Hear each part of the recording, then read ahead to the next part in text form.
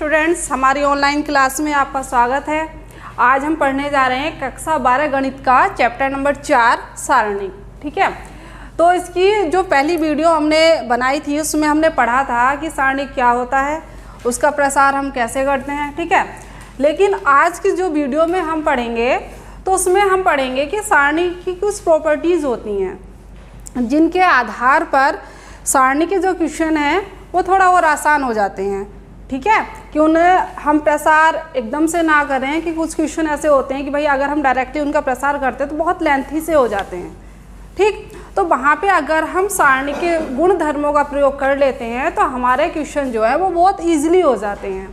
ठीक है, तो जो सारणी के गुण धर्म हैं वैसे आपको मैंने PDF में भेज दिए हैं, एक बार मैं आपको उन्हें एक्सप्लेन कर रही हूँ।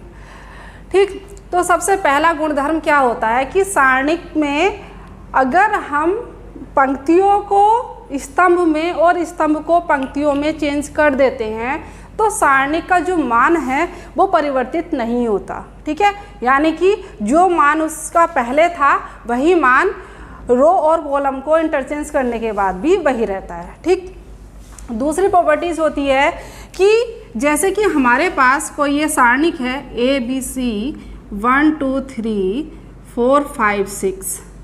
ठीक है, तो अगर मैं इसमें दो रो या कोई से दो कॉलम को आपस में इंटरचेंज कर रही हूँ कि मैंने ABC यानी कि C1 और C2, ठीक है, इस तरह से आपस में बदल दिया तो C1 यानी कि पहले कॉलम की जगह तो मैंने दूसरा कॉलम लिखा है 1 2 3 और दूसरे कॉलम की जगह मैंने पहला कॉलम लिख दिया ABC। ठीक है, ये 4 5 6। तो जब हम ऐसा करते हैं तो सारणी का जो चिन्ह है वो परिवर्तित हो जाता है, मतलब पहले प्लस का था तो बाहर माइनस आ जाएगा। तो ये इसकी दूसरी प्रॉपर्टी होती है।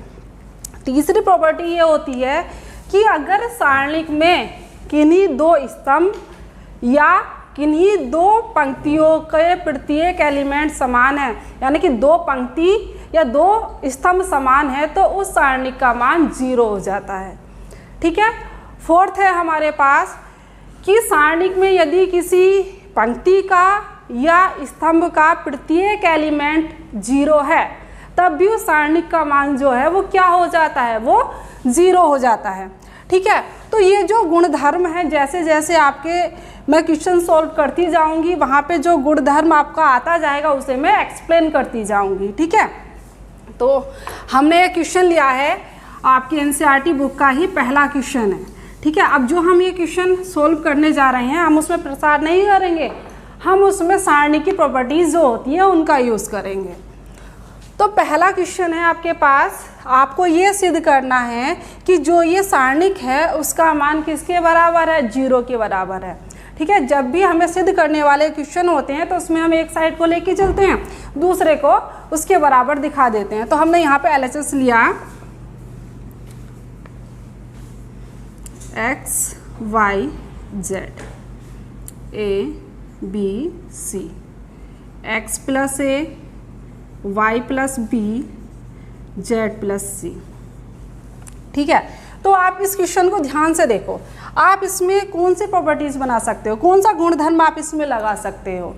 तो देखो X + A आपके पास है। ठीक है, यहाँ पर X है, यहाँ पर A है, Y + B आपके पास है, यहाँ पर Y है, यहाँ पर B है, ऐसे ही Z + C आपके पास है, तो Z यहाँ पर है और C यहाँ पर है। तो अगर मैं इस C1 में C2 को प्लस कर दूँ, यानी कि पहले कॉलम में दूसरा कॉलम प्लस कर दूँ, तो हमारे जो ये दो स्तंभ हैं तो दोनों के जो एलिमेंट है वो सेम हो जाएंगे। ठीक है, तो हमने यहाँ पे क्या किया कि C1 को हम चेंज कर रहे हैं, कैसे चेंज कर रहे हैं कि C1 + C2 में। ठीक है, तो प्लस करो तो कितना बनेगा, X + A, ये Y + B और Z + C। ठीक है, A B C ऐसे ही रहा आपके पास, X + A Y + B और Z + C। अभी मैंने आपको एक प्रॉपर्टी बताई थी, क्या बताई थी कि अगर सारणिक में कोई दो स्तंभ या दो पंक्तियां समान होती हैं तो उस सारणिक का मान क्या होता है, 0 हो जाता है। तो यहाँ पर आप C1 को देखो और C3 को दो, दोनों समान हैं तो आप लिखोगे चूँकि C1 व C3 समान है, इसलिए जो सारणिक है हमारा उसका मान कितना हो जाएगा, वो किसके बराबर हो जाएगा, 0 के। और 0 हमारा RHS है, ठीक है। तो जो हमारी LHS है वो RHS के इक्वल आ गई। अब देखो ज़रूरी नहीं है कि मैंने आपको ये बताया तो आप इसी तरह से करो, ये क्वेश्चन आपका दूसरे मेथड से भी हो सकता है। कैसे हो सकता है, देखो यहाँ पर x + a है, तो अगर आप C3 में से C2 माइनस कर दो तो यहाँ पर कितना बचेगा, यहाँ पर x बचेगा, y बचेगा, z बचेगा, तब भी आपका C1 और C3 दोनों आपके क्या हो रहे हैं, समान हो रहे हैं, ठीक है।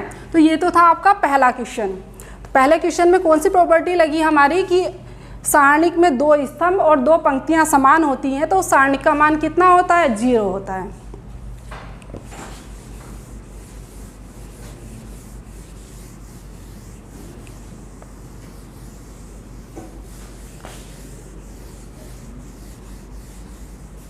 उसके आगे हम क्वेश्चन करते हैं।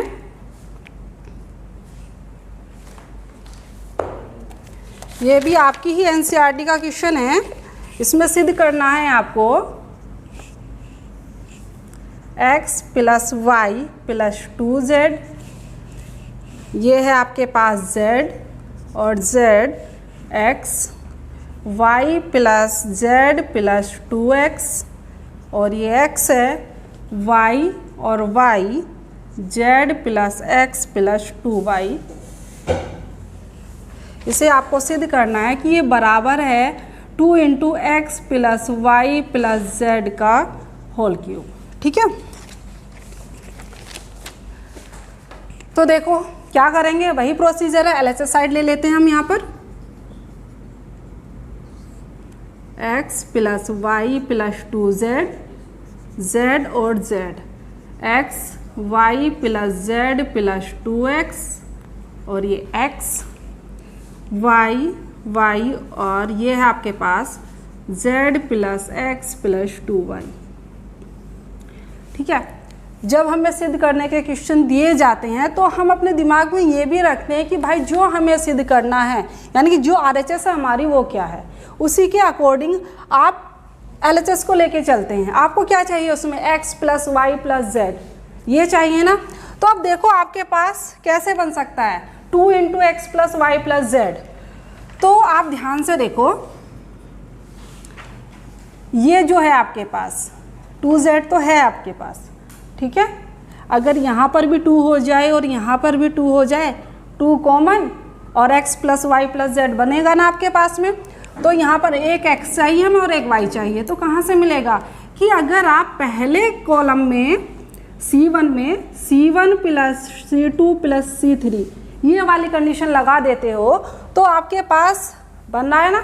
तो देखो कितना होगा, ये 2x हो जाएगा, y और y 2y हो गया, + 2z, ठीक है। अब आगे आओ, z है, प्लस करोगे z और z 2z, y + y 2y, और 2x तो है ही आपके पास, कितना बना 2x + 2y + 2z। इसी तरह से तीसरे एलिमेंट के लिए आते हैं, z + z 2z, x + x 2x, और 2y तो है ही आपके पास, यानी कितना बना 2x + 2y + 2z, ठीक है। बाकी मेरे पास रहेगा y + z + 2x, और x ये यहाँ पर y और z + x + 2y, ठीक है। अब देखो यहाँ पर जो पहला कॉलम है उसका प्रत्येक एलिमेंट आपका समान है, तो हम इस C1 में से ये कॉमन ले सकते हैं। हमने कॉमन लेके बाहर रख दिया, 2x + 2y + 2z, ये बना आपके पास 1 1 1, ठीक है। x y + z + 2x, और ये x हुआ आपके पास, ऐसे ही y और z + x + 2y, ठीक है। अभी आपके पास जो बना वो कितना बना, 2 हम यहाँ से कॉमन ले लेंगे, 2, तो कितना बना x + y + z, यही तो बना, ठीक है। अब जो हमें सिद्ध करना है उसमें 3 घात चाहिए आपको। अब आप फिर से कोशिश करोगे क्या, फिर से x + y + z बन जाए हमारे पास, वो कैसे बनेगा। देखो भाई यहाँ पर कितना है y plus Z plus 2x, एक x एक्स्ट्रा है ना, अगर मैं इसमें से x माइनस कर दूं, ठीक है, तो बन तो रहा है हमारे पास। इसी तरह से नीचे आ जाओ, यहाँ पर 2y एक्स्ट्रा है हमारे पास, यानी 2y है ना, एक y एक्स्ट्रा है ना, अगर यहाँ से भी एक y माइनस हो जाए तो यहाँ पर भी आपका x plus Y plus Z बन जाएगा। तो हम क्या कंडीशन लगाएंगे यहाँ पर, हम यहाँ पर कंडीशन लगाएंगे, मैं इधर लिख रही हूँ कि R2 में हम चेंज कर रहे हैं। R2 में क्या चेंज कर रहे हैं, अगर इसमें से x तो इसे माइनस कर दो, R2 को चेंज कर रहे हैं हम R2 माइनस R1, ठीक है, R3 कर R2 माइनस R1, ठीक है। उसके बाद R3 पर आते हैं हम, R3 ये है आपके पास, ठीक है। तो अगर आप इसमें से इसे माइनस कर दो तो फिर से आपके पास यही बनना है। तो यहाँ पर हम लिखेंगे इसे R3 में चेंज कर रहे हैं क्या, R3 माइनस R1। अब देखो कितना बचेगा हमारे पास, R1 में कोई चेंज नहीं है तो R1 जैसा है वैसा लिख देते हैं, 1x और y, ठीक है। R2 को चेंज कर रहे हैं तो 1 में से 1 माइनस करो, कितना बचेगा, 0, ठीक है। और जब हम R2 में से इसमें से x माइनस करेंगे तो कितना बन रहा है, x plus Y plus Z, और y में से y माइनस करोगे कितना बना, 0 बना। जैसे ही हमने R2 को लिए क्या है, बिल्कुल वैसे ही R3 के लिए करेंगे, R3 माइनस R1, तो 1 में से 1 माइनस करोगे कितना बचा, 0, x में से x माइनस करोगे कितना बचेगा, 0, और z plus x plus 2y में से माइनस करोगे कितना, y, तो कितना बनेगा, x plus Y plus Z, ठीक है। अब देखो प्रसार कर देते हैं, अब इससे ज़्यादा तो सॉल्व क्या करें, जो हमें चाहिए वो मिल जाएगा। प्रसार करेंगे, अगर C1 के अकॉर्डिंग हम प्रसार करते हैं तो एक ही टर्म आपको मिलेगी, 2 टर्म तो 0 हो जाएगी, तो आसान यहाँ से पड़ेगा। तो यहाँ पर लिखोगे आप C1 के लिए तो 2 into x plus Y plus Z, तो आपके पास ऐसे ही रहा। प्रसार करते हैं तो 1, कैसे करते हैं, इसके लिए कर रहे हैं तो इसे छोड़ दो और इसे छोड़ दो, ठीक है। इसकी मल्टीप्लाई इधर करोगे तो कितना बन जाएगा, x plus Y plus Z का होल स्क्वायर, ठीक है। 0 की 0 से करोगे 0 हो गया, ठीक है। उसके आगे चलते हैं, दूसरे के लिए 0 है, 0 से गुणा करोगे सब 0 ही हो जाएगा। आगे आ जाओ, ये भी 0 है, 0 से मल्टीप्लाई करोगे तो 0 ही हो जाना है। तो आपके पास कितना मिला, 2 into x plus Y plus Z, इसमें से 0 माइनस करोगे वही संख्या आएगी, और 1 से मल्टीप्लाई करोगे तो कितना मिलेगा, x plus Y plus Z का होल स्क्वायर, तो कितना हुआ ये, 2 into x plus Y plus Z का होल क्यूब, और यही हमारी RHS थी, ठीक है। तो इज इक्वल टू RHS। तो कुल मिला के जब भी आपको प्रसार करने के लिए क्वेश्चन आते हैं तो देखो, अगर आप डायरेक्ट प्रसार करते हैं इसका तो थोड़ा टिपिकल हो जाता है, ठीक है। तो जहाँ तक आप सारणी की प्रॉपर्टीज़ यूज़ कर सकते हो यूज़ करो, और जब वो थोड़ा आसान हो जाए तो आप प्रसार खोल दो। दूसरी बात, जब भी सिद्ध करने के क्वेश्चन आते हैं तो हिंट हमें क्वेश्चन से ही मिल जाता है, सीधे सीधे पता चल रहा है X plus Y plus Z बनाना है, तो स्टार्टिंग से हमने उस पर फोकस किया और आपका क्वेश्चन कंप्लीट हो गया, ठीक है। अब हमने क्वेश्चन लिया है, इंपॉर्टेंट क्वेश्चन है, कई बार आपका एग्जाम में भी पूछा जा चुका है, ठीक है। आपको सिद्ध करना है कि ये सारणिक है, ये इसकी इक्वल है कि a minus B into B minus A into C minus A into A plus B plus सी, ठीक है। तो मैंने अभी आपको बताया है कि जब भी हमें सिद्ध करने का कोई क्वेश्चन आता है तो उसमें क्वेश्चन को अगर आप ध्यान से देखोगे तो सॉल्यूशन आपको वहीं क्वेश्चन में नज़र आ जाता है, ठीक है।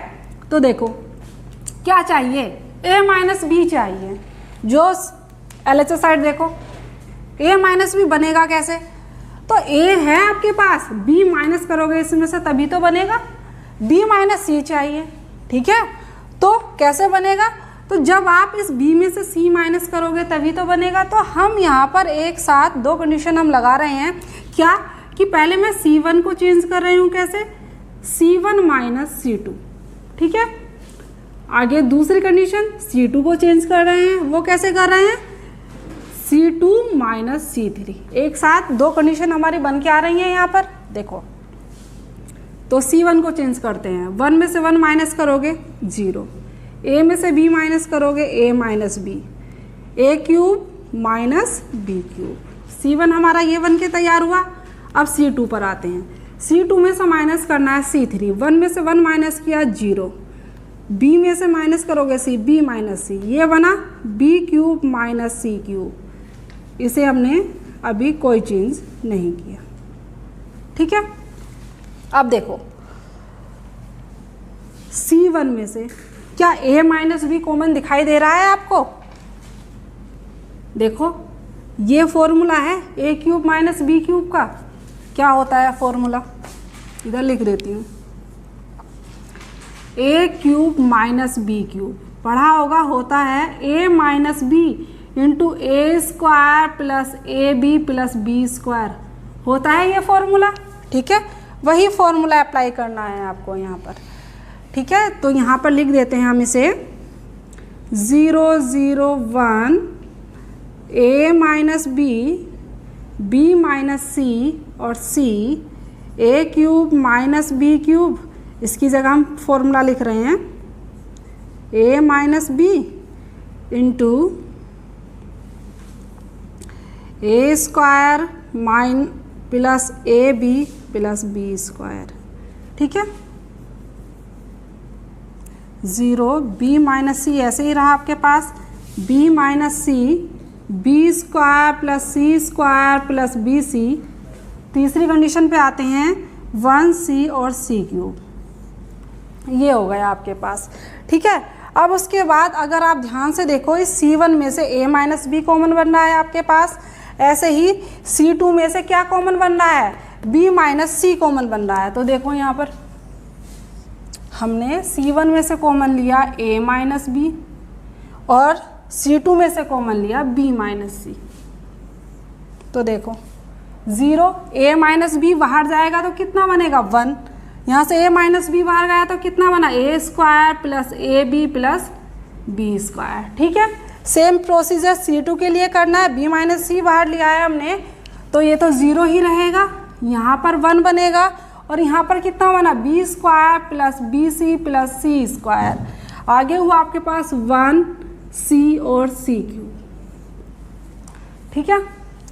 अब देखो हमारे पास जो कंडीशन आई है बन के, अब तो R1 के दो एलिमेंट तो 0 हो ही चुके हैं। तो अगर आप प्रसार करते हैं तो सिंपल आपको एक ही टर्म मिलेगी सॉल्व करने के लिए।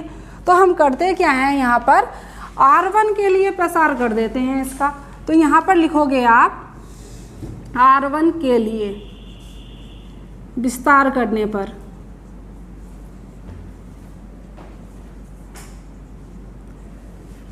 तो देखो A minus B into B minus C, तो ऐसे ही रहा। ये टर्म 0, पहली वाली टर्म आपकी 0 हो ही जानी है, दूसरी भी 0 ही हो जाएगी, प्लस हम तीसरी पे पहुंचेंगे 1 पर। तो इसके लिए क्या प्रोसीजर, इसे छोड़ना है और इसे छोड़ना है, तो इसकी मल्टीप्लाई इधर करोगे तो कितना मिला B square plus B C plus C square, ठीक है। माइनस इसकी मल्टीप्लाई इधर करो, माइनस साइन है तो मैं हाथों हाथ यहाँ पर चिन्ह चेंज कर रही हूँ, ठीक है। यानी कि तीनों ही प्लस के हैं तो तीनों ही माइनस में कन्वर्ट हो जाएंगे। A square minus A B minus B square, ठीक है। तो ये हुआ आपके पास A minus B, B minus C, तो ये बना आपके पास बी स्क्वायर से बी स्क्वायर ये कैंसिल, यहाँ से कितना बचा B C plus C square minus A square minus A B, ठीक है। बी माइनस सी ऐसे ही। अब क्या करते हैं, हम इसके फैक्टर कर लेते हैं, ठीक है। अब फैक्टर करते हुए भी ध्यान इतना रखना है, हमें क्या चाहिए c माइनस ए की टर्म बननी चाहिए। तो c माइनस ए कैसे बनेगा, b प्लस बी सी है ना, तो माइनस ए बी, क्यों, जैसे ही हमने ये रखा तो b कॉमन लेंगे, c माइनस ए बच रहा है यहाँ से, plus C square minus A square को हमने एक साथ रख दिया, ठीक है। उसके बाद a minus b minus c, तो यहाँ से आप b कॉमन ले लो, कितना बचा c माइनस a प्लस। अब देखो इसे हम ये लिख सकते हैं, आपने फॉर्मूला पढ़ा होगा ना, a square minus B square, क्या होता है a plus b into a minus b. एक बार जोड़ के लिख देते हैं और एक बार घटा के लिख देते हैं, वर्गांतर का फॉर्मूला बोलते हैं इसे, ठीक है। अब देखो a माइनस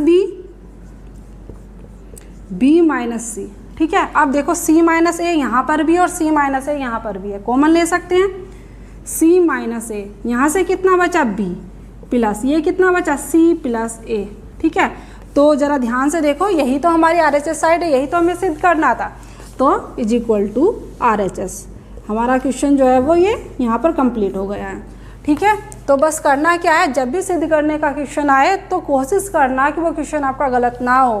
क्यों कि हिंट आपको जैसे RHS में दिया जाए स्टेप बाय स्टेप वो टर्म बनाते जाओ। देखो अब हमारे जो प्रश्नावली 4.3 है, तो उसमें हमें त्रिभुज का क्षेत्रफल ज्ञात करना है, ठीक है। लेकिन त्रिभुज का क्षेत्रफल ज्ञात करना है किसकी सहायता से, सारणिक की सहायता से। हमें जो यूज़ करना है वो सारणिक का ही यूज़ करना है। तो अगर त्रिभुज के शीर्षों के निर्देशांक आपको x1 y1 x2 y2 और x3 y3 दिए गए हैं, ठीक है, तब त्रिभुज का क्षेत्रफल कितना होगा 1/2। ये आपको रो और कॉलम में जो इसके निर्देशांक थे वो अरेंज कर दिए गए हैं, ठीक है। कि पहले जो आपका कॉलम होगा उसमें x के निर्देशांक आएंगे x1 x2 x3। दूसरा जो कॉलम होगा उसमें आपके y के निर्देशांक आएंगे y1 y2 और y3। और जो तीसरा कॉलम होगा उसका प्रत्येक एलिमेंट कितना होगा, 1 होगा, कि 1 1 और 1, ठीक है। अब देखो पहला क्वेश्चन है, उसका फर्स्ट पार्ट आपको दिया गया है, त्रिभुज के निर्देशांक दिए हैं आपको। इसे मैंने इसके ऊपर लिख लेते हैं x1 y1 x2 y2 और x3 y3। और आपसे कहा है कि इस त्रिभुज का क्षेत्रफल बताना है। तो त्रिभुज का क्षेत्रफल अभी फॉर्मूला बताया 1/2। पहला जो कॉलम है हमारा उसमें x के निर्देशांक आएंगे, दूसरे कॉलम में y के निर्देशांक आएंगे और तीसरे कॉलम का प्रत्येक एलिमेंट 1 होगा, ठीक है। अब वैल्यू पुट करते हैं। x1 कितना है आपके पास 1, x2 कितना है 6 और x3 कितना है 4, ठीक है। y1 कितना है 0, y2 कितना है 0 और y3 कितना है 3, 1 1 1, ठीक है। ये हमने यहाँ पर अरेंज कर लिया है, ठीक है। अब हम इसका प्रसार करते हैं। तो प्रसार आप R1 के अकॉर्डिंग भी कर सकते हो, R2 के लिए भी, R3 के लिए भी, या C1 के लिए, C2 के लिए, C3 के लिए, जिससे भी आपको आसान पड़े आप उसके अकॉर्डिंग कर सकते हो, ठीक है। तो इसमें हमें कोई भी प्रॉपर्टीज़ लगाने की ज़रूरत नहीं है, क्योंकि आप सोचो भाई इन्हें 0 बना ले। तो आप जो आपके पास C2 है इसके लिए प्रसार कर दो, 2 एलिमेंट तो आपके वैसे ही 0 हो रहे हैं, तो ये बनेगा, यहाँ पर लिख दो आप C2 के लिए विस्तार करने पर,